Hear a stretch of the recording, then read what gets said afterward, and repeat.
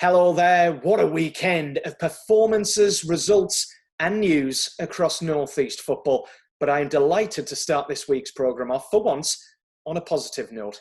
And it all surrounds one word, one club and one town. Gateshead. The fairy tale story continues. The question is now, how long can it go on for?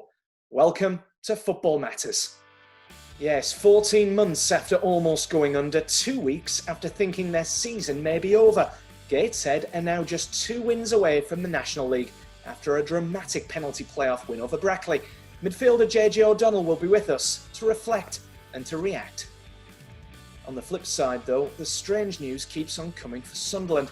Stuart Donald resigned as chairman with immediate effect over the weekend, but insists he remains committed to selling the club. We'll look ahead to what might be next with former Black Cat Kieron Brady.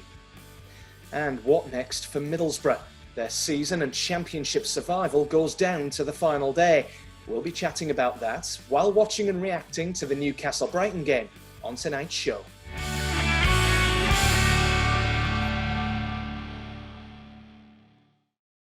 Let's get into it then, and no sooner do we get one pundit back, we lose the other. Now I know how Steve Bruce has felt most of the way through this season. Celebrations, because Ollie Bernard, he's back. Commiserations, because Darren Williams can't make it, sadly. We have Mark Carruthers as well. Ollie, all rested from your week off, mate? I have. I've got plenty to say tonight, so watch out. I don't know if that's a good or a bad thing, my friend. It's a very bad thing. Glad to know. And Mark, 2 things for you. Firstly, pass on your thanks to your wife, Jack, because she's given you a free pass to be here because it's your eldest 6th birthday today, isn't it? It is, yeah. William, my son's 6 today, but we've had a good day out. So he's now turned into a teenager. He's in his room playing on his PlayStation, and he'll probably be there until he's probably 16. So yeah, I'm settled in. You look like you've been drinking. It's tiredness, Ollie. It's tiredness. More of that later. But I tell you what, more to follow. I wish I had been drinking. I wish I had, but no. We'll talk more about the tiredness later, no doubt. We will. I did notice, obviously you said, Ollie, that you had a lot to say, but tremendous that you're straight in with the comments about people's appearances. This is water, by the way, I promise. We'll see about that, mate, when you've spoken. Or vodka, or gin, or... As soon as we're done here, that'll have a different look. Put it that way. We wouldn't know the difference anyway, mate. But seriously, Happy birthday, William. That is the most insignificant, unwanted birthday wish that you've probably got all day, and you won't care a job. But happy birthday anyway, son. And Mark, you pointed this out before.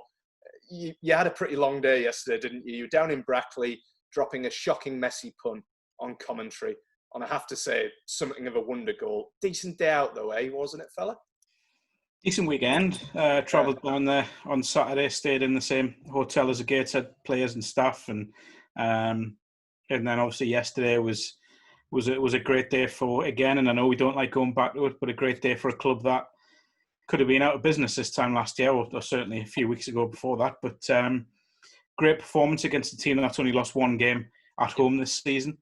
To get the penalties, credit to Brad James for an outstanding performance in goal. And saving 3 of the 7 that he faced. Yeah. And all roads lead to Boston now next weekend. So, but as I say, we'll be talking about that more later on.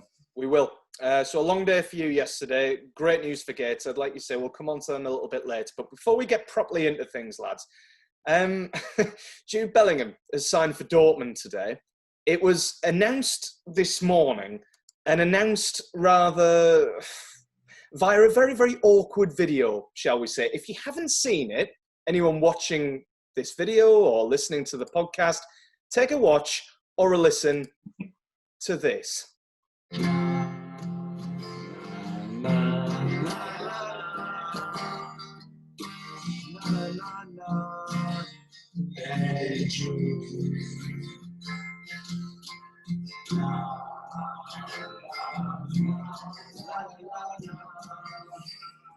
Hey.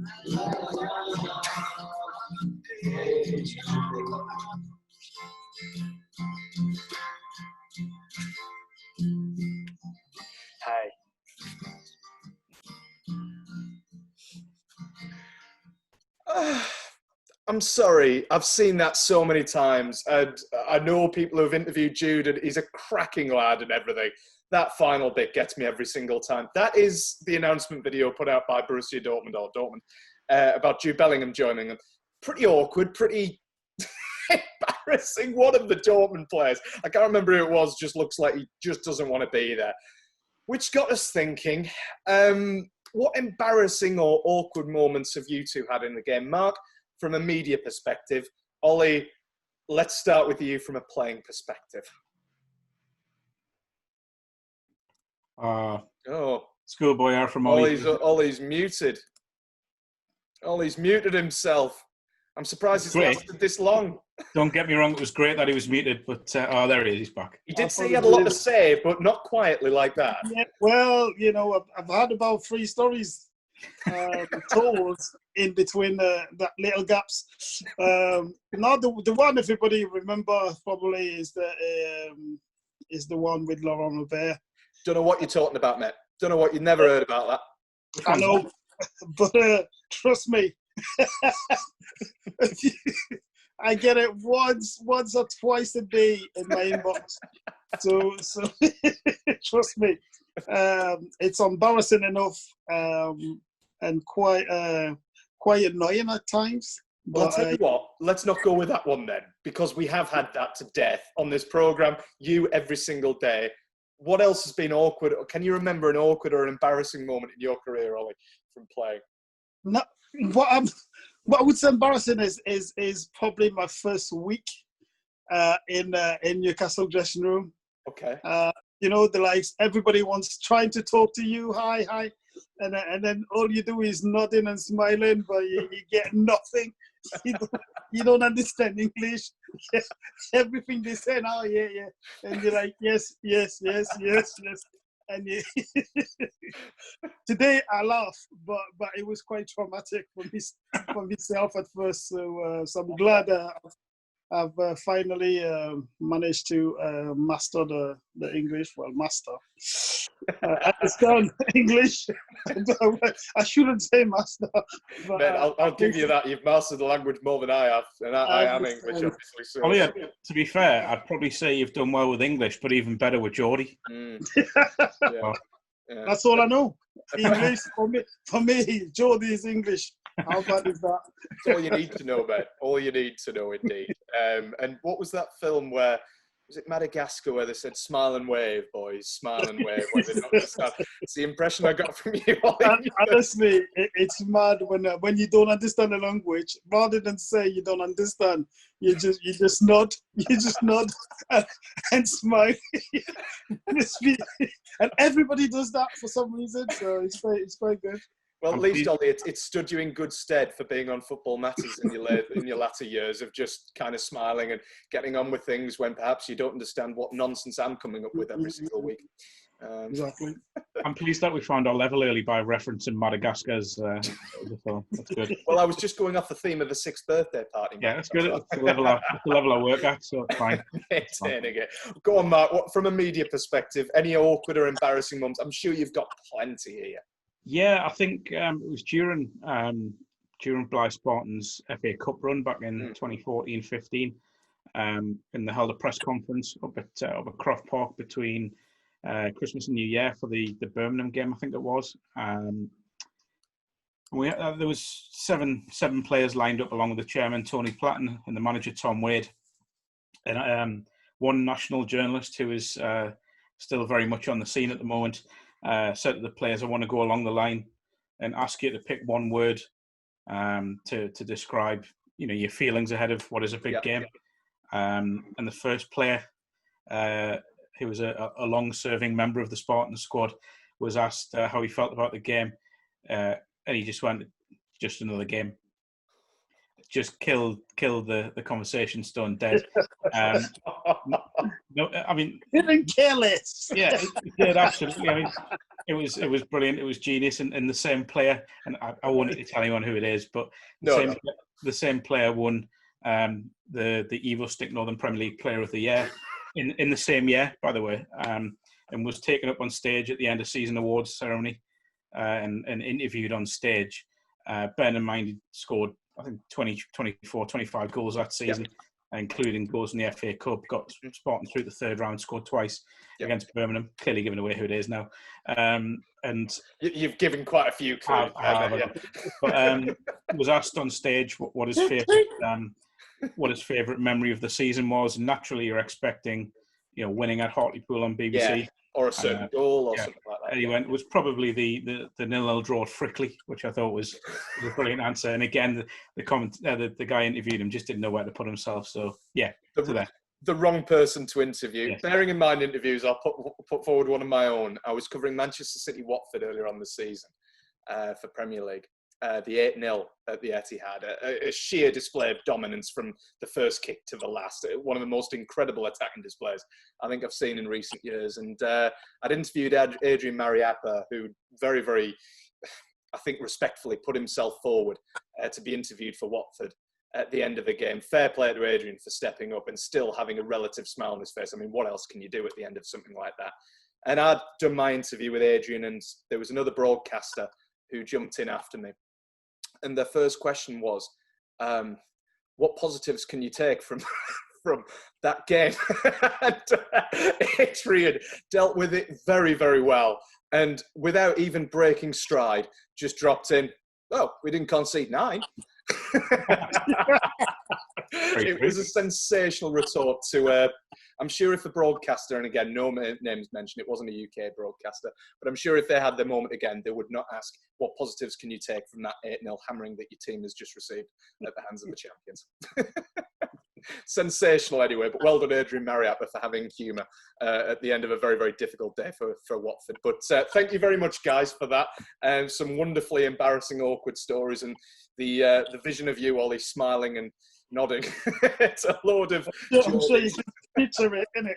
It's right in the forefront of my mind for the rest of this episode, mate. So thanks very much for that. As ever, folks, if you're watching and listening to this, you can watch us on YouTube or Facebook. You can find us on Twitter and Instagram. And of course, the podcast will be out as well on SoundCloud and iTunes. So do check that out. We're going to get straight into it now, and we're going to come on to Gateshead, like Mark mentioned, in a little bit.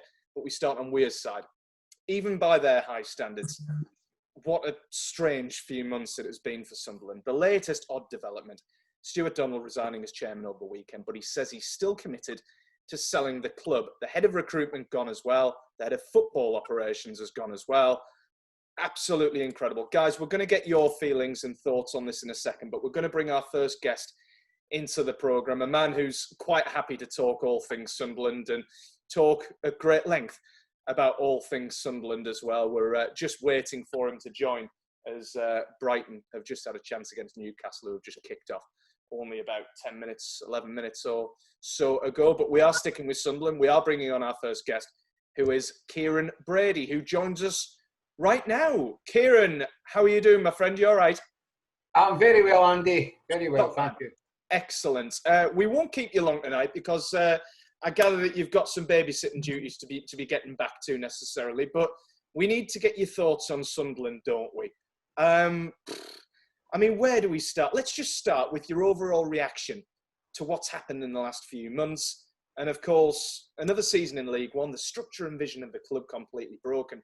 What state is this club in right now for you? I think it's dire, it's precarious. And although people at the highest echelons of the club may proffer that the club is not in any imminent danger, I don't think that is going to alleviate the concerns of the broad support. Yeah. I think the coronavirus and the implications is something that, of course, is applicable to almost all clubs. Yeah. But I think even putting that to one side, we have to accept the fact that the club has, at absolute best, stagnated over recent years. And to that end, it's very difficult to envisage how we're going to bring about the necessary transformation that I believe the club has to go through before it can build the platform from which to build and become the competitor that I've always believed it should be, but it has no right to be. And until the necessary changes bring about a whole new ethos, then I don't necessarily see changes in personnel as being conducive to bringing about sustainable and meaningful changes that would, hopefully bring about something more positive and productive.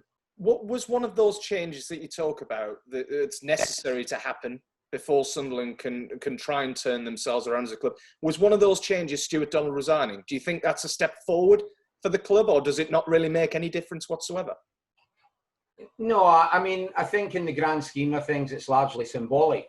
I think if you were to ask the majority of supporters whether they would have Stuart Donald remain as chairman, but the club to be sold in the short term, or for him to resign his chairmanship, but to remain as the owner and the central figure, as it were, then they would opt for the former all the time. So I think it's largely symbolic. Some may even suggest that it's a sign of weakness in the aftermath of such a negative response to what materialised last week. And it's just very difficult at this moment in time to imagine that there's people of significant and substantial wealth out there who can sense the opportunity and the challenge that would come in making Sunderland one of English football's competitors. And that's exacerbated in many respects because when you look at the stadium and both the quality and quantity of the support that they have, that is where a club like Sunderland should be. But it has been mismanaged in a spectacular fashion over recent years. That's something that's not unique to the current custodians. And I believe that there's so many appointments which is stemming from this fly-by-night ethos is detrimental to trying to build something that is sustainable and meaningful. And they make so many appointments from a position of adversity, and that is not in any way compatible with building a solid foundation, laying the groundwork, and hopefully benefiting, from what you see on the field of play. But they still think that, Stuart Donald has said that he remains committed to selling the club and getting the club sold. It's still up for sale for £37.6 million, I believe. Is it short-sighted? Is it arrogant to believe that they'll get that fee for the club, especially given the current times in the modern-day climate? Well, I would think so. And of course, in all matters football and finance, I'm a layperson, just like the majority of people who will be watching or passing comment. But what I do know is that if I look at the footballing operation, they presently have 15 senior stroke first team squad members, 16 if you include Aidan McGeady. Now, the accumulative total of the market value of those 16 players, you would be very lucky to see it exceed 3.5 million. And bear in mind, this is a League One club. Now, of course, they would argue the point that the 37.6 million that is being requested as an asking price is largely owing to the fact that they can generate income from supporters that other clubs in League One certainly are incapable of doing. But nevertheless, when you look at some of the expertise that's coming from financiers within football, it seems to be universally accepted that it is a very excessive amount. And I think Stuart Donald is on record as saying he wants to have a return that is at least comparable with the monies that he has personally invested. Now, in one respect, some people may see that as acceptable or at the very least tolerable. However, I don't think we can disregard the fact that he's overseen stagnation in what many people would argue is a decline. So then can he justify asking for the same amount of money that he has said himself he's personally invested. Bear in mind that a lot of people don't believe he's personally invested. Yeah. And the club is an unattractive, in many ways, proposition at the moment, unless you have, to put it crudely, a billionaire who doesn't care and who would get the enjoyment from seeing the club prosper as much as any notion of financial dividends, because the idea of financial dividends is not going to materialise at a club like Sunderland for a billionaire for many, many years to come. You know, Stuart Donald might have came here 2 years ago with a desire for Sunderland to prosper, but of course that in turn would mean that his potential benefits in a financial sense would be enhanced. Yeah. And I think for someone of his personal wealth, or lack of in the context of football, he was going to have to get it right within the first year. And if not the first year, secondly, the second year. And of course, that's not materialised. And I think he started to emotionally withdraw some time ago. And the financial withdrawal has been very evident in how they've went about acquisitions for the club. And I think we're past the point of no return. It's interesting there, Kieron, by the way. You mentioned the kind of emotional investment from Stuart Donald, and this seems to have had more of an impact upon the fans as well. There was a claim that caught my eye that he claimed that fans were putting potential investors off and risking the reputation of the club. How do you react to that one? Well, I suppose the best way to put it would be that over the 2 years that he's been at the club, the message that he's trying to convey is that the best thing about Sunderland Football Club is the loyalty of the supporters. But the worst thing about Sunderland Football Club is the loyalty of the supporters. And you can't have it both ways. I've got no doubt if you were to retrace some of the commentary from Stuart Donald and Charlie Methven at the very outset, and there was a lot of it, they would have waxed lyrical about the passion that's involved in football, not just in Sunderland, but in the North East in a wider context.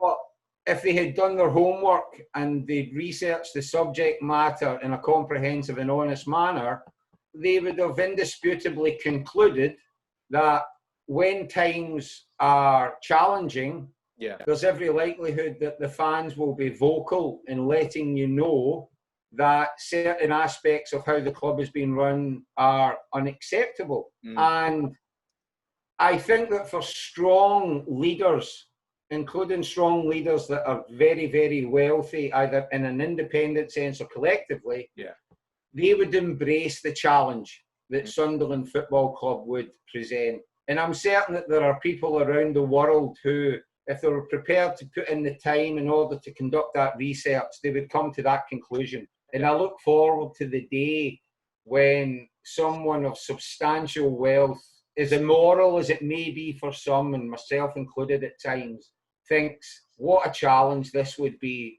to make the club that I believe is English football's biggest underachiever into a genuine competitor over a prolonged and sustainable period. I think there's every single Sunderland fan that echoes what you've just said there, Kieron, and a lot of North East football fans as well, of whatever persuasion. Just to round things off, this is clearly now a very, very big month or two for Sunderland. Phil Parkinson, of course, not long in the job. The squad stripped back inordinately now as we head into the start of the new League One season in September. How do you see the immediate future at Sunderland, Kieron, and how big a job has Phil Parkinson got over the next 12 months or so? Well, I think it's very evident that when football chairmen or those that operate at their behest in a transfer window say that we are going to spend money or there will be new players coming in, it is often disingenuous because they could spend money but bring in 10 times as much by selling additional players. They could bring in one player and sell 5. So, at a literal sense, of course they will spend money, and of course they will bring in a player. the key point is whether they will be stronger in comparison to what they were last year or indeed the season before. Yeah. And I don't believe that they will be certainly significantly stronger by the time the season starts in mid-September, assuming it does. The 15 players that they have, 16 including Aidan, which would of course be supplemented by younger players, could probably make a challenge in terms of League One playoffs and promotion. But they could never, ever, ever try to convince me or assume many others that they're the favourites for the division or even amongst the top 3 or 4. So to that end, they've got a Champions League or Premier League stadium. They have got the support that reflects that. But they have a League One team or a League One squad, which is threadbare even by such standards. But they might be compensated by the fact that other clubs will be going through their own coronavirus consequences. So who knows, Andy? You know, it's a really difficult question to answer, certainly definitively. Certainly makes for a very, very interesting few months at Sunderland. And like you say, I think you rightly said there, Kieron, the likes of the teams around them as well. You might see the likes of Hull, Luton, Barnsley potentially coming down to League One. There's Portsmouth as well. Still, that's a competitive division next year. And Sunderland, with the squad that they have, are going to be very threadbare. Listen, Kieron, thank you very much for your time tonight, mate. Really appreciate it. And we can but keep our fingers crossed, I believe, that finally one day Sunderland get past this rather odd few months and start fulfilling that potential again. But in the meantime, take care of yourself, and we'll catch up soon, eh? Cheers, Andy. See you, Mark. See you, Ollie. Thanks, Kieron. Cheers, mate. That's Kieron Brady, of course, former Sunderland player. Guys, before we move on to Gateshead, just want to kind of touch upon a couple of things that Kieron said there, and I'm going to invite Ollie into this one because you did say you had a lot to say tonight, mate. Kieron said Sunderland are the biggest underachievers in English football. Where do you stand on that one? Is that really fair to say that? I don't know. I understand that, you know, it's not the best. You know, the North East always have that struggle, I think. Yeah. And you know, Newcastle is not attractive. Sunderland really not attractive. but the passion is in the Northeast. You know, and you know, the passion is so strong that the fans expect and want to be entertained. You know, and they want to see their side doing the best.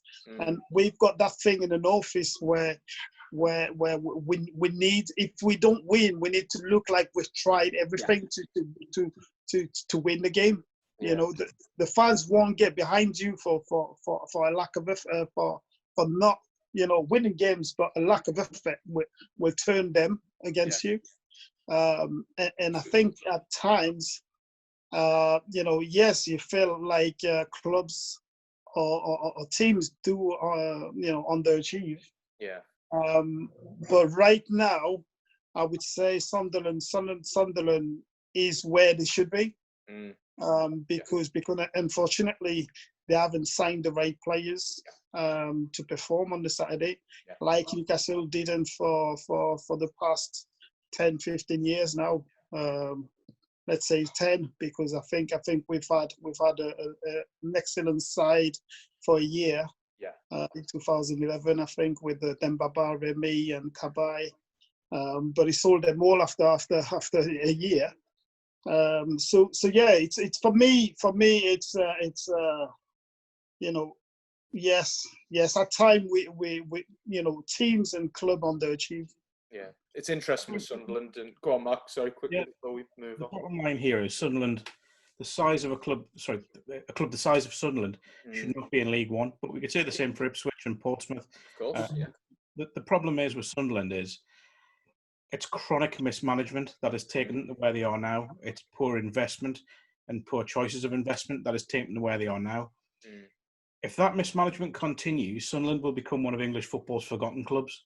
They will just become another club and the supporters, and it is a loyal fan base, and the region and the area, the city deserves so much more than that. So Stuart Donald now has a duty of care to the football club that he invested in, or he bought, I should say. We can talk about how that happened all we want, but he owns that football club, and he has a duty of care to make sure whoever he sells it to is able to take that club on and at very least restore to the Championship and give it a bit of pride back, because at the minute, Sunderland fans, other than the name of the club, will have no pride in the way it's being run by the top end. It's an almighty task to drag Sunderland back up to where they have been in recent years. But we'll leave Sunderland behind for now, and obviously hope that they start getting better news to Sunderland fans in the next few weeks, the next couple of months, and hopefully, fingers crossed, a good League One season ahead of them. But we're going to be a little bit more positive, and I am delighted to say this on the programme, because we don't get to be positive that many times with the fortunes or otherwise of our North East football clubs. But there is one huge positive story this Monday evening, and that is, of course, Gateshead. We have already touched upon this. What a year for them. Only the other week did they find out they'd even be in the National League North playoffs, and after a dramatic penalty shootout win over Brackley, they are now just 2 games away from promotion to the National League. And I'm delighted to say that we are joined by one of their players who, I'm not going to say he might be worse for wear or anything like that. I'm sure he's been ultra professional, but I am delighted to welcome to Football Matters, or hopefully welcome to Football Matters, their midfielder, JJ O'Donnell. JJ, can you hear us and can you see us, my friend? Yes, I've got you. Thank you very much. Good man. I was warned you might be in a service station somewhere on the UK motorways, but it looks like you're back home. I am indeed. Yeah, I thought we was gonna have to travel up this evening, but we've been given tomorrow off, so we're back in Wednesday, Thursday, Friday in preparation for Saturday. So instead of an M1 service station, it's my mum and dad's living room, which is a bit more comfortable. Certainly is. I had visions of us seeing you walk through one of the service stations of the UK on video, and audio disconnecting, video going out. But we've got you good technically. We need to talk about yesterday, don't we? How are you? How are the squad and the team and the players and everyone connected with the club feeling after a wonderful and nervy finish to the game against Brackley? Yeah, we're delighted. It was we went down the yesterday under no illusions how tough it was going to be, and after a sticky first 10-15 minutes, and probably after the drinks break, really we really come into the game, and I thought we were brilliant. I really did. Under the circumstances we faced the last months and the return to training, etc. It's been tough. It's been so unusual in terms of playing one behind closed doors games. Then you're into the biggest game of your season. So as a group of players, we're delighted to go through on a penalty shootout. Makes it that little bit more special. And I know for the supporters, it's not the ideal way to go through for your nerves. But as a group of players and a team, a squad, and as a club, it's a real credit to ourselves and a credit to the people who give us the opportunity to be in this playoffs in terms of the board and the financial backing of the corona tests each week. And I'm delighted that we're able to do it for them and the people of this football club. It's a tremendous achievement. We'll come on to the game in a second, because there are so many talking points about the game. It was a wonderfully intriguing, I think, best way to describe it, game of football. But going into the game, a lot of people made Gateshead these rank underdogs to win yesterday, let alone get promoted. How much do you think that has motivated you personally and motivated the team as well to prove a lot of people wrong after what you've gone through in the last year? Yeah, I think you can read a lot into odds. Us as a group of players, we discussed it yesterday, and I said it to the lads before we went out, literally moments before. Yeah. We're the best team in this playoff picture. We believe that massively. We believe you've got York in it, you've got them Altrincham, Chester as of yesterday. We believe we're the best. And I said that to the boys before we went out, you've got to go out of the mentality that you're the best, because if you go out of the sort of that fear element inside you, don't obviously play to your best. But if you go out believing in your ability and believing you're the best side in the playoffs, then I think that gives you the best opportunity to win. And Mike installed in us a game plan that we stuck to. Obviously, both teams were always going to get tired. 15, 20 minutes to go. It was a leggy ending to a game, and we knew that. And I think Mike accepted that. But we went there with a game plan, and the odds, they mean nothing to us as a group of players. It was a case of we believe we're the best, and if we can turn up and perform how we know we can, then we fear nobody, and we believe we can win it. It's not only the underdog narrative, it's a narrative that, you know, I've used on this programme many times before, and I've spoken with it throughout broadcasting this season, especially in the FA Cup. They talk about the fairy tale that Gateshead have been on, especially in the last year. Is that narrative a theme that you guys use as well for extra motivation? The fact that you have this opportunity to write another chapter in this story that is Gateshead Football Club? Personally, for me, massively. Yeah, it really is. You know, I've been at the club nearly 7 years now, and I've seen the highs of Wembley. I've seen the lows of the club nearly going out of business. And for me personally, it's the main motivation. You know, last year when the club was nearly extinct, it mattered massively to me, and it affected me a lot. It really did. You know, it's my home now. It's my hometown club, and it's a club and a set of people that mean an awful lot to me. And like I said, I made the boys aware of it Sunday. And before we went out, I pointed out how close this club was to extinction, how close the club come to end, and the people of Gateshead stepped forward, the supporters stepped forward, the consortium stepped forward and saved our football club and saved our town. And I think it's ultimately right that the players who weren't there at the time understand that, and understand that the Gateshead people who've probably followed the club for 30, 40, 50 years nearly didn't have a club to follow anymore. And I think that's important. I really do, because like you say, they turn up in their numbers every week. You know, we're not massively supported, but the same people are there every week. And when a club's team nearly goes extinct, it's massive for the community and massive for the people who follow that club every week. And I think it's important that the people knew, and like you say, the fairy tale it's been over the last 12 months of almost losing our football club to rebuilding and restructuring the whole club, and the supporters taking over as such, and the crowds coming back to the Gateshead Stadium, and ultimately ending us in points of the game and getting in the playoffs. You know, it's sometimes written to happen, and I like to think over the next couple of games, if we can get through Saturday against Boston and go on to play York, that we could complete the fairy tale, that the injustice of what was done last season and being relegated out of the National League due to no fault of the club itself, just due to the rogue owners that we had, is something that we can turn around and get the club back where right it should be, and justifiably it should be, because without the ownership before and the way the club was treated, then the club would never be in the Conference North in the first place. And if we can do that, then personally for me, it'll be one of my greatest achievements I've ever had.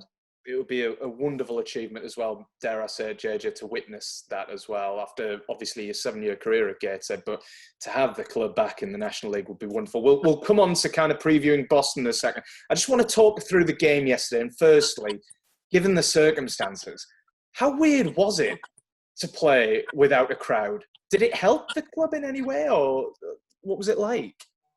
Very, very strange. Yeah, really strange. You know, you come out, obviously, playoff games. I was thankful to play in one of few, obviously, my first year at Gateshead, where we had 8,000 inside the Gateshead National Stadium. And you can say it does and you can say it doesn't, but it rises you, you know, it improves your performance. It gives you that little bit of edge and that little bit more guile. But you come out, there's no one there. There's rules you have to sort of stick by. You're walking into the game with a face mask. You get your temperature taken before the game, and it's just so different, you know. So I think you've got to find that inner motivation. But as a group of players, if a quarter-final or an eliminator, as it's called, of a playoff game doesn't motivate you, then I'm not sure you're in the right sport. But yeah, it was totally surreal. It was totally different. But it's all about creating your own intensity and your own atmosphere. And I think as a group of players, we knew that. And obviously Mike and Bus had done very well in getting us up for the game and getting us organised. But football without fans isn't football for me. You know, it's the heartbeat of football clubs. And obviously a crowd there yesterday to witness us get through on penalties would have been pretty special. Sure would. Let's talk the game, because obviously you took a 1-0 lead, and you know, chances are, what was it, 4 minutes in injury time at the end of the first half? You're thinking half time we're going to be 1-0 up, and then Shane Byrne produces some halfway line magic. I think some commentator described it as almost Messi-esque. I don't know who that was, JJ. I'm not entirely sure. Have you I've had enough on social media. I don't need that again. I've been noting that all the way through today, mate. It's been not a pleasure to read, but interesting to read, shall we say. Have you ever seen a strike like that, JJ, by the way? Because it was... JJ's done it. Hang on. JJ's done it. Hey, Mark, you know, mate. You know. Yeah, no, to be fair, if we're being honest, it's one of the best goals I've genuinely ever witnessed on a football field. Because you take the lead, just to point out that Jake Cooper did take my goal, and I glanced at it. But we won't go there. But anyway, so yeah, it's surreal, you know, because you set up, like you say, we realise it's literally half time. The lad stood on the ball. You think he's just going to get it and pass it to his fullback, And the next thing, he strikes the ball as flat as you like. It doesn't go above the crossbar. No. And it's almost slow motion. It was 7 minutes added on. It felt like it took 5 minutes to get in the goal. Yeah. And it was like, you're just watching, you're thinking, nah, you can't beat Brad from there. And it just sails and sails. And to be fair to the lad, when you look back at it like we did after the game, and obviously at half-time, Brad's disappointed. But yeah, what a strike. What a strike from the lad to have the courage to do it, to have the bravery to do it, and to execute in a playoff game like that is sensational. And fair play to the lad, you know. And I feel for Brackley. I was there last year when they lost to Spennymoor, and it's a good club with good people, and there always seems to be the bridesmaid, as they say in football. But obviously, we're delighted with the outcome, and hopefully we can carry on and obviously achieve what we want to achieve. Yeah, I saw Brad. He seemed a little bit too harsh on himself, really, and said that he'd maybe taken it, he wasn't concentrating right. But the only thing that I can probably liken it to, I remember Figueroa scoring one for Wigan years ago from a free kick, and his trajectory was so flat. To hit that in the top corner, I mean, fair play to Brad. He obviously went and did what he did. I don't think he's to blame there whatsoever. It goes to penalties then, the dreaded penalties. Did you not fancy one, JJ? No, I've never been one for penalties. You know, I've always been. I can't head it in. Basically, you can't head a penalty, so it's pointless. So, but no, personally, it's one of them where I've never been one for penalties. I've always, if people are confident and want to step up and take one, then I'll always let them go in front of me. And I think it's a confidence thing in terms of I'm always confident I'll score goals, but from the penalty spot when you're 12 yards out and in a big occasion, it's not, sounds bad, but it's not really one for me. So the lads, you know, like Jordan stepped up. I know he missed one in the game, but he's a terrific striker of football, and the lads were really round him afterwards because he sort of felt that he let us down. But as a group of players and a togetherness and team spirit that we have, we're all in it together. And whether it be Brad pulling off the saves to get us through in the shootout, or Jordan puts one in the top corner like he has done many times this season, it's a team effort. We know that, and like you say, Jordan could win us the game Saturday. We really hope he does, and we'll stick together. We'll stick together through 90 minutes, and if it goes to a penalty shootout again, we'll stick together in that and hopefully achieve the unthinkable. Yeah, I saw Jordan. I think I was more nervous before the penalties because I'd spent the last 5 minutes of the game bigging up Matty Patterson for coming on because he was a specialist penalty taker. After this, watch him go and miss. But to be fair, it was a great. I mean, most of the Gateshead penalties were great penalties. To be fair, and I mean, Brad to save 3 out of 7 was exceptional. Yeah, I think I said to him just before the shootout itself. I said, "You've been brilliant for us all season. I don't know if you get to the National League, he might be back, but he's a goalkeeper for me that's been on par with what Ainsley Pear's done for us. You know, you look at Ainsley now, and he's Boro's number one, and for me, Brad's just as good. You know, he's a terrific lad, a very funny, witty, likeable lad. And I said to him, if you go the right way, mate, you'll save him, because the size of him and his shot stopping in training, when I was going in the shoot, I was so confident. You know, I was thinking he goes the right way, he saves it, and it just shows that when you pull off 3 out of 7 penalty saves, what a goalkeeper you are. And we're lucky to have someone like that. And hopefully, like you say, Jordan could be down one end, but Brad down the other. Hopefully, he'll be able to keep the ball out the net and try and help us achieve what we want to. Yeah, from what I saw, they weren't bad penalties that he saved either. They were just good saves, ultimately. Interesting you mentioned Jordan there. Jordan, I saw, tweeted out that he owes Brad a couple of beers as well, and maybe a couple of shots of absinthe. Speaking of Twitter, JJ, just want to kind of touch upon one thing with you. It wasn't a great Saturday night for all of the Gateshead lads, was it? A lesson learned for young Danny Greenfield. Do you want to elaborate on this ever so slightly, or...? Yeah, so nowadays, obviously in the Conference National League North, as it's called, sorry, you don't get very many overnight stays. So no. I was in the era, like I say, when I first joined Gateshead, and we had quite a few overnight stays of some ridiculous antics in hotel rooms, and I got done with a water one quite a few times, you know. And Danny Greenfield, first away trip as a young lad, I knew basically all night we sat outside, we were sat watching the Man City game, Man City Arsenal. I kept going, Danny, what room number are you, mate? I think you might be next door to me. He's like, oh yeah, Jay, I'm 338. I was 339. I was like, all right, mate. Sounds like if you need anything, just knock on the door. Yeah. And I was like, so you're definitely 338? Yeah. He's like, yeah, that's definitely me, mate. I was like, all right, perfect. I was like, what a schoolboy error that is. So, went in the bathroom as soon as we got back, bucket of water in hand, laid the bucket up perfectly against the door, knock on the door, back in my own room opposite, feet soaked. Absolute classic. Well, you've got to learn the hard way, haven't you? And hopefully Danny will have learned the hard way there. Just quickly, JJ, before we do let you go, I just want to kind of look ahead to this weekend. Arguably one of the biggest games in Gateshead's recent history. And it's interesting that we talk about the kind of the pranks on the youngsters, etc., the clear togetherness that there is within this squad. Is it that togetherness, that attribute, that element that could be the difference, not just come Saturday, but looking forward to potentially even a final against York, that could be the difference maker when it comes to Gateshead and whether they get promoted or not? Massively. For me over the years in my career and in watching football and seeing football, togetherness, you can have all the ability in the world, you can have the best players in the league, you can have the best manager in the league, but for me, what wins you competitions and brings you success is having that team spirit and togetherness, you know.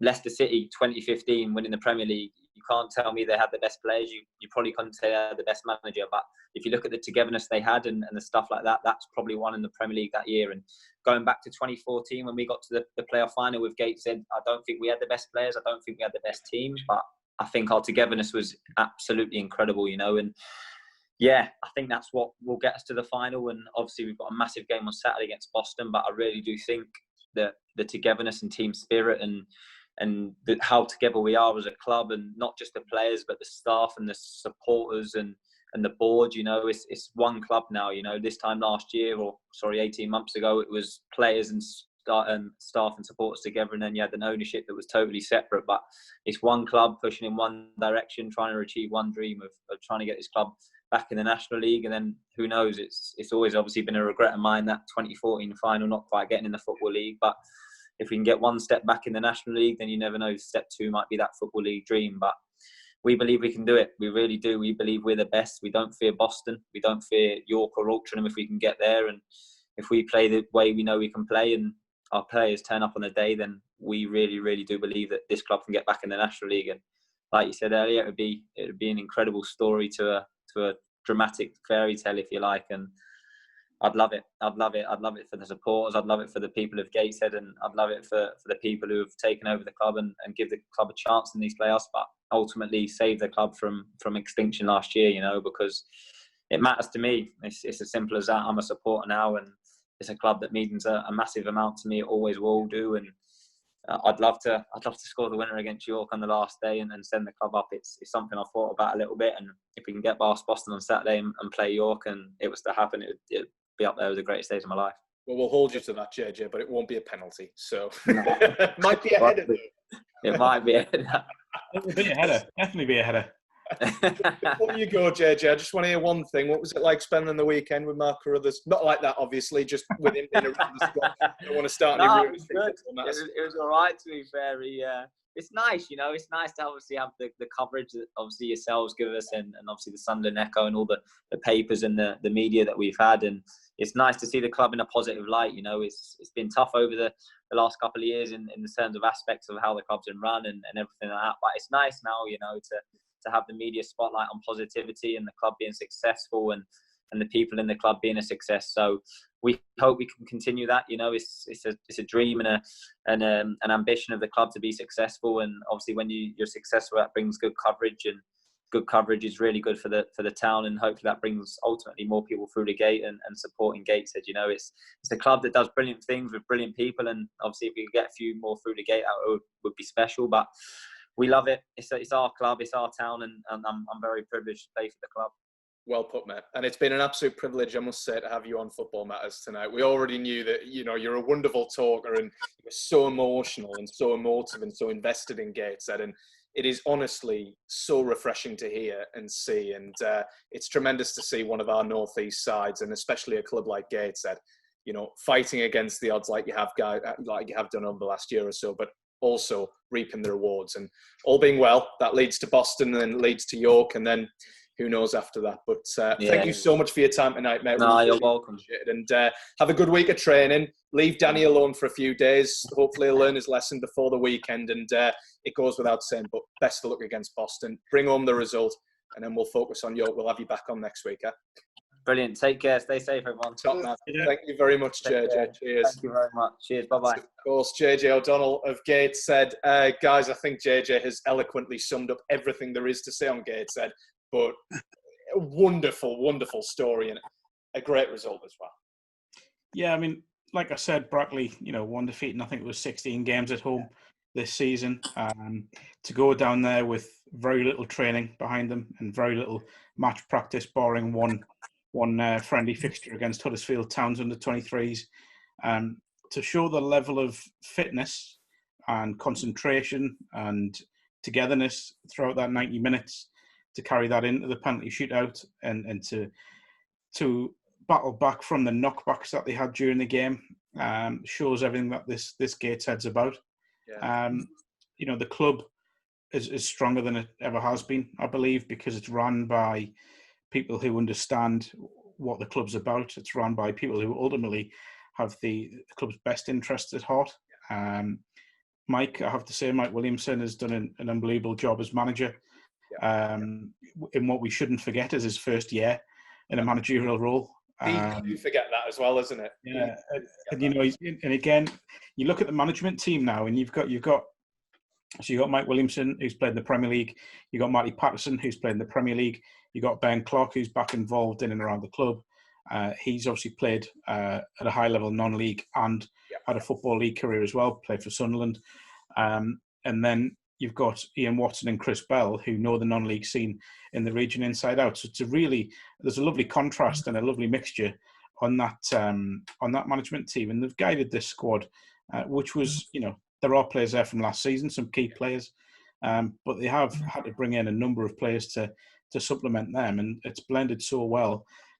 I'll be honest, whatever happens on Saturday, the season's already been a success for them, because it could have went very, very wrong this season, let's be honest. With the way everything had to be kind of thrown together last summer at a rush, it could have went very, very wrong. But even if they don't go up this season, and I'm not saying they won't, I still think they've got a very, very good chance, a very strong chance of going up. Even if they don't, they've got the foundations to build on next year, no matter what division they're in. And credit to the guys at the top end of the club, the likes of Mike and Ian Watson and the players as well, because they've been great ambassadors for the football club, for the town, for the region this season. Already looking forward to next season, no matter what division. It's interesting you say about the kind of the players as well being ambassadors for the club, Ollie. Just listening to JJ there and watching him and seeing, I think I pointed it out, how emotionally invested he is in the club. He's, of course, been there 7 years, but that's really wonderful to see, isn't it? A footballer who doesn't just want them to succeed for own personal gain. He genuinely doesn't just want the club to succeed. He wants the town to succeed and the region to succeed. And it's great to see in 2020, isn't it?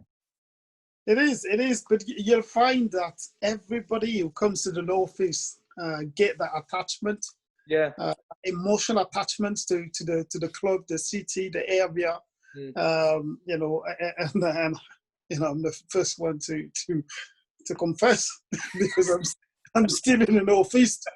Don't ask me why. First week, and the passion is so big that you've got yourself invest in your football. You've got to invest in your city. And in the club, it goes with it. If you've got the passion for the game and you want to do what's best for yourself, the North East is probably the best area to really get onto it. The passion, and I liked JJ when he talked about having a character, the right character to win and get promotion, because we've seen so many times where people have spent a lot of money into buying the players and not succeeding. Man City want to win the Champions League for about 5 to 10 years, and they're nowhere near. They were nowhere near in the Champions League. Yes, they won the league. They walked the league at times. Money isn't everything. When you've got a character and a team spirit, then on the pitch you can achieve a lot. And if I've got a question before we move on. Sorry, one question for Ollie.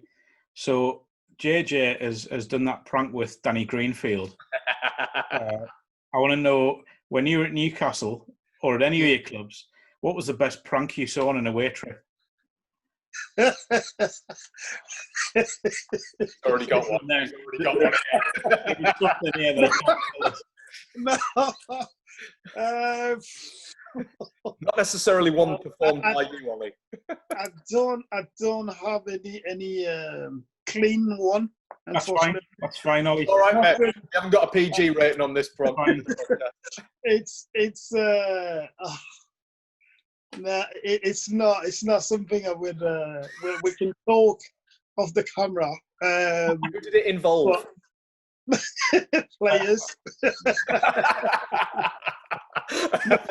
This is the most on the fence. It'll be unfair for me to give names, but it's players, messing about at the back of the bus. It was just messing about. Like it was getting to a stage where everybody was quite in shock. But confirmation that football doesn't really advance too much further than a primary and secondary school. Who was the biggest joker in the dressing room then? The biggest joker, we had we had probably Woody. Woody and Belle's probably were top notch, and I think borderline disgusting. So that's why. So Jonathan Woodgate and Craig Bellamy are the ones that are responsible. Yeah. Anytime something happened, it was them two, but they were taking it. They were taking it to another level each time. It was just like at the end, you went, nah, you couldn't do that. Even thinking about it is ridiculous. Like this genuinely sounds like it's gone beyond letting people's tires down and cutting clothes up. No, we're talking about people, and I'm not mentioning them two. No. I'm talking about people, going to the toilet, but in somebody's property. Do you know what I mean? Like, yeah. No, I mean, like it was top notch. Well, I'll tell you what. Say no more. There's a Football Matters Extra written all over it. So that'll be the subject of next week's programme when I have to point out at this junction that there is no Football Matters Extra this week. But next week, it's on famous pranks and favourite pranks from a world of football, from a media and a former player's perspective. And I will make sure that we crowbar the answer to that out of Ollie in the next 7 days. At least we already know that it was Jonathan Woodgate and Craig Bellamy who were responsible for it. Often, very often. Maybe. We don't know for certain. Moving swiftly on, guys, because we're running out of time rapidly. Quick word on Middlesbrough. Great result against Reading last week. Awful results against Cardiff. Home form strikes again. I think that's 5 losses in their last 6. They are still not safe going into the final day of the championship season. Sheffield Wednesday away the opponent. I'm just going to run you through the rivals' fixtures here because we're not going to spend a lot of time on Boro. Hull take on Cardiff away. Barnsley take on Brentford away. Charlton have the champions Leeds, who probably might be feeling a bit worse for wear. Luton, though, have Blackburn, and Birmingham have Derby. Now, Hull and Barnsley have difficult away fixtures there. Who goes down? Do Middlesbrough go down or not? I think Middlesbrough will stay up on the basis there are 3 worse off teams in them. But if I can, I know it's out of area, but the fact that the Cowleys have been sacked by Huddersfield is a disgrace, by the way. Couldn't believe when that came through yesterday. We should have asked JJ about Luton because he's played for Luton and he's a Luton fan. We won't be getting onto that, not anytime soon. We want all things Boro. I've got a feeling Luton will stay up, if I'm honest. I think Barnsley, Hull. I'll say Barnsley, Hull, Charlton. That'll be my 3. So I think Boro will be all right. I have a weird and wonderful feeling that Birmingham are going to get sucked into it. Birmingham have Derby, and Derby, I suppose, they still have quite a bit to play for. Cardiff and Brentford have the playoffs, obviously, and automatic promotion in Brentford's way to play for. Boro, it's going to be nervy, shall we say, on Wednesday, I think, for Middlesbrough. The saving grace, though, Ollie, I mean, Mark's mentioned it there, the fact there are 3 worse teams than them. Is it quite sobering that the saving grace here for Boro is that the sides around them have difficult fixtures on the final day? Looking at Boro, you think that they deserve to go down, especially over the last couple of results. Yeah. The way they have handled things, pretty badly this season. There's time you think you look at them and you think, I think that the season start now from them, and then the following week it's a disaster, back to square one. There is, I agree with Mark. It's all down to the teams being not good enough. I think that would probably say Middlesbrough, but I wouldn't be surprised if Middlesbrough go down. No. Can I get a recording of that where Ollie said he agreed with me? No, sorry, I'll take that back. It's me off camera telling Mark, and Mark really talking my words. So you're only trying to distract us away from Jonathan Woodgate and Craig Bellamy, mate. I know your game. Praise someone, chase it. Yes, it's worrying times, shall we underline that for Boro? But obviously, should they stay up, and we all hope that they do, I think we've got to point out how crucial there's already been talks. How crucial is it that they keep hold of Neil Warnock? Is he the right man to take them forward next season, or not? It's a complete departure away from the ethos under Jonathan Woodgate. I'll say now that if they stay up, I wouldn't appoint Warnock. Why? Because I would go for Nigel Pearson. I agree. Yeah. There we go. He's done it again. He's burying the Woodgate Bellamy thing very successfully, I must say. But Nigel Pearson, let's be honest, probably shouldn't have been sacked by Watford. No. But he's a former Boro player. He knows the club. He knows the area. He knows the division.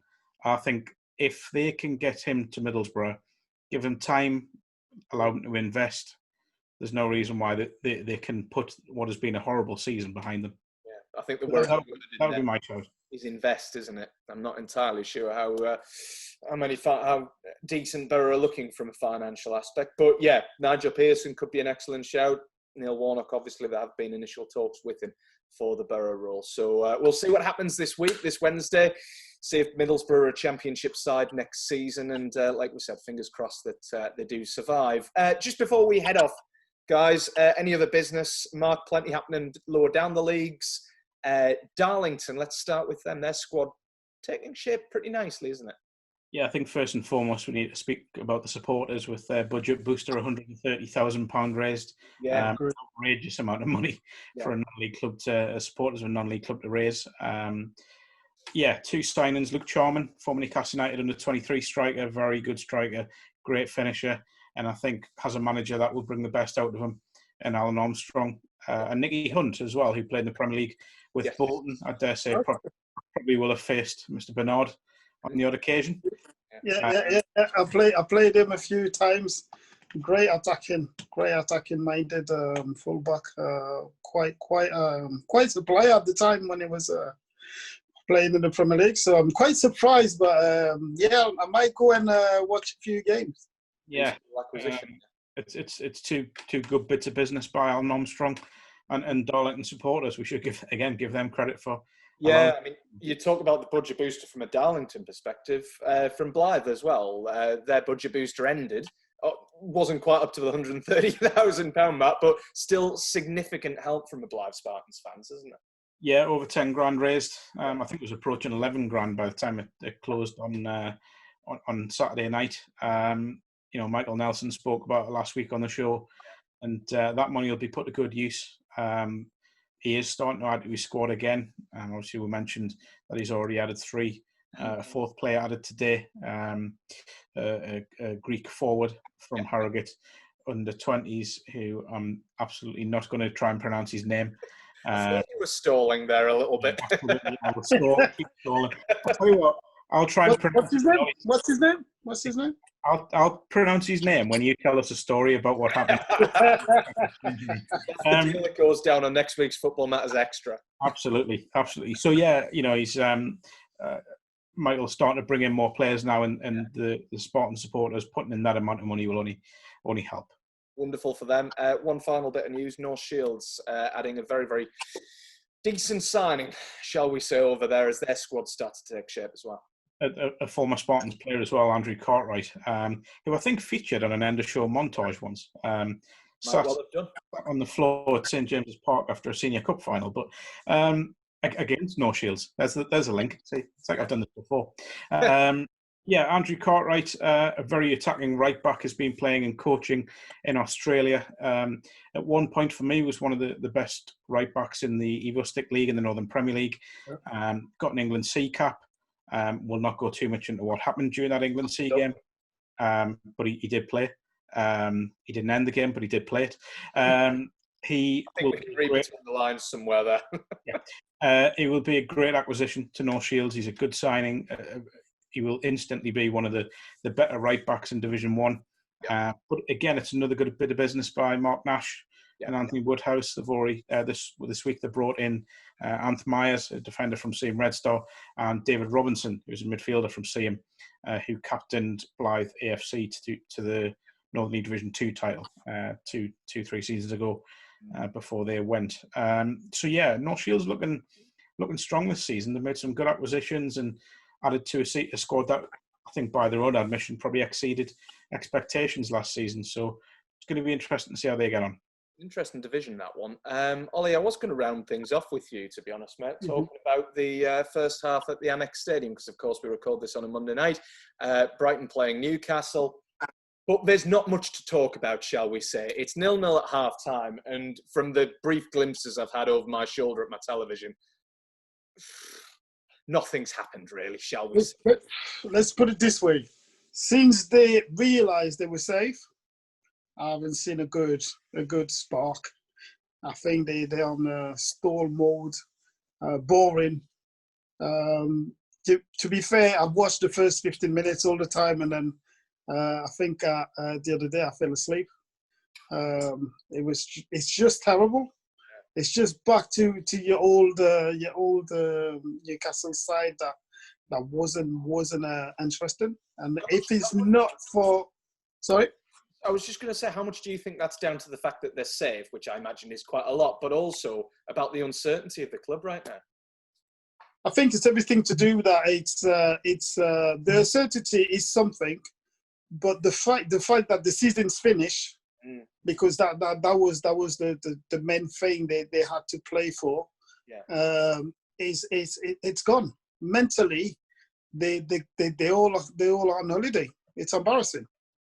And I think the manager maybe doesn't help by trying new things for next season. You can tell that at times it's trying to pair a few players up for going forward, which you cannot blame him for. But the whole dynamic, it's gone. And the fact that the takeover is not yet completed or announced, I should say. It's annoying. It's annoying. You lose the attraction.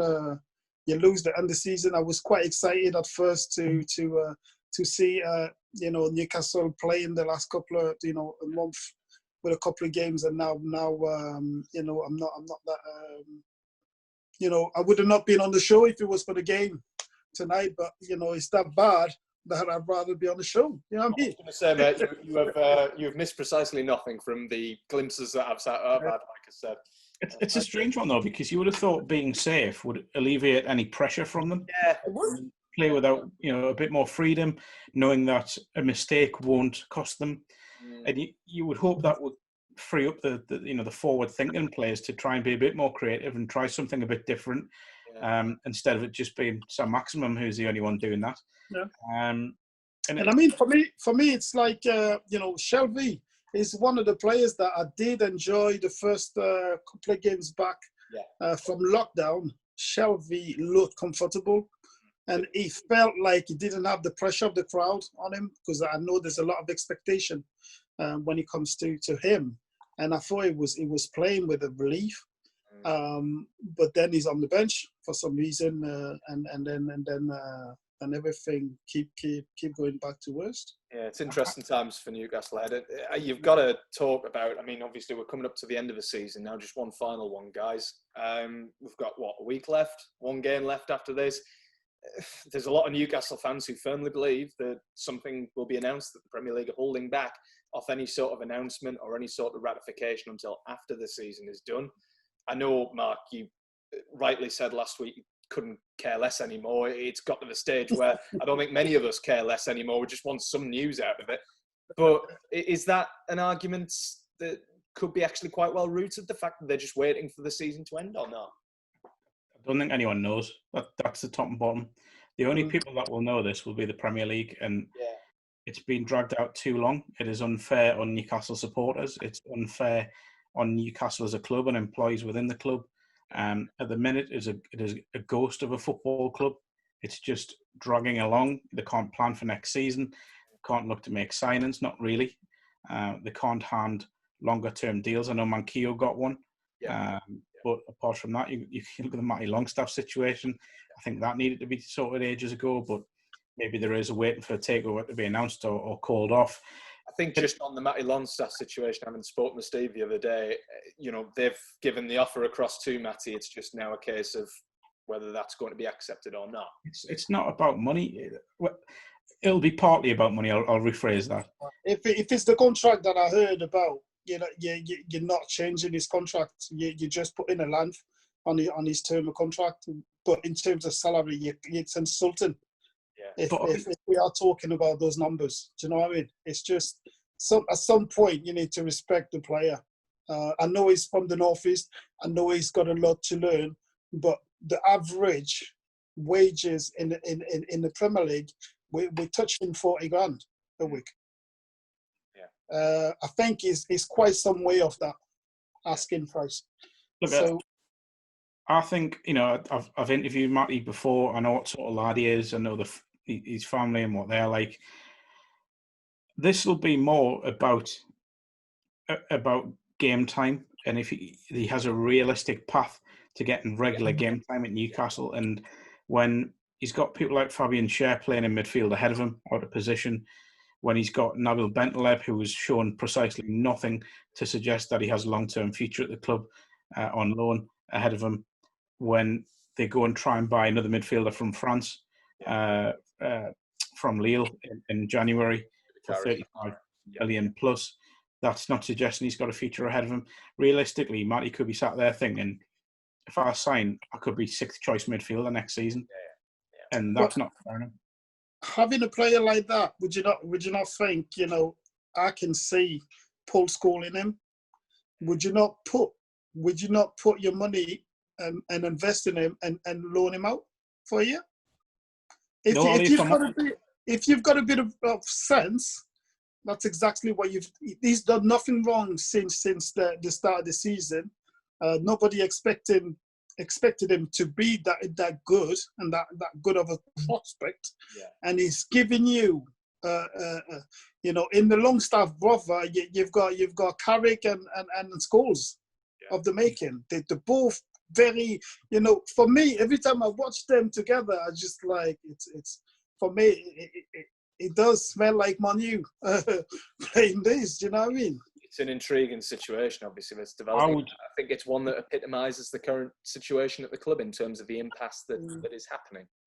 Just to answer Ollie's question there quickly, if I was Newcastle, I would give him the longer deal and tell him you're going to be one of our 4 centre midfielders next season in the squad, and you will get game time, because Matty has done nothing to let Newcastle down as a club and nothing to let Steve Bruce down as a manager throughout this season. He's performed against Manchester United.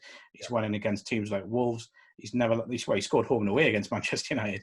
He's never let them down, and that deserves something next season, and it deserves something for the next 3, 4, 5, however many years. And sadly, I think the more this drags on, it's obviously less likely he's going to be at the club next season, and that's such a loss to the football club. Well, it's such a loss to the academy, by the way, because where's the motivation for academy players when look at Matty, he's come in, made an impact, and then he's just not been rewarded for it.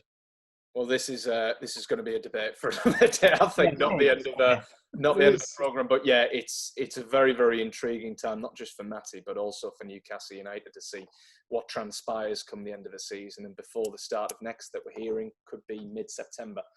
When the Premier League returns, which would be fantastic. But we will see what happens.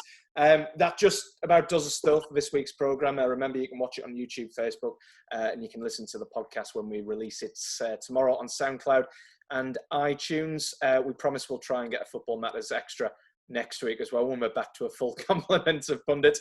We've already got the subject matter anyway, pranks being pulled within football. I cannot wait to hear Olivier Bernard's story about AN Other and AN Other 2 from the Newcastle United days. But thanks to our guests, the excellent Kieron Brady, the absolutely enigmatic, superb JJ O'Donnell. Congratulations once again to everyone at Gateshead. Only one step taken out of a potential 3 steps. Boston away this weekend, then potentially York in the final. Fingers crossed for them. But thanks to you guys as well. Mark Carruthers, Olivia Bernard. See you two next week. And we'll hopefully see you there as well for yet another episode of Football Matters. From all of us here on the team, take care. Bye for now.